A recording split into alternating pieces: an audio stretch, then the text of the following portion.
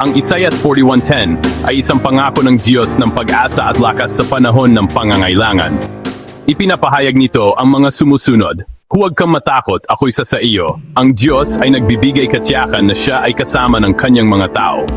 Hindi sila dapat matakot dahil naroon ang Diyos upang sila'y samahan at protektahan. Ako ang iyong Diyos, hindi ka dapat mangamba.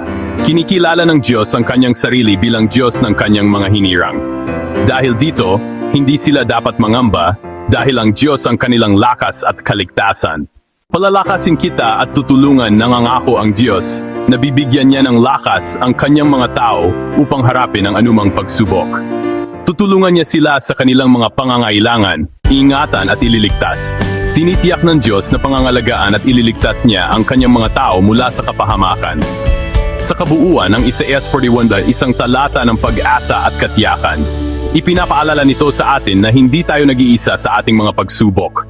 Ang Diyos ay laging nariyan upang tayo'y samahan, palakasin at iligtas.